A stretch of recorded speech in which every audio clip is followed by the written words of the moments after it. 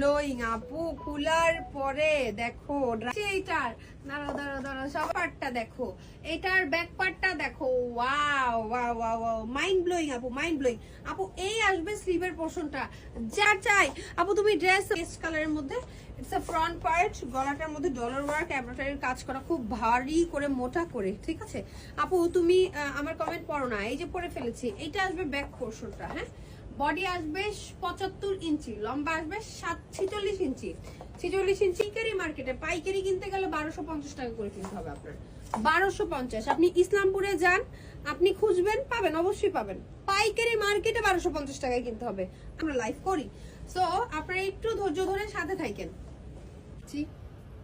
Colour, হ্যাঁ, এটা আসবে অরেঞ্জ কালার।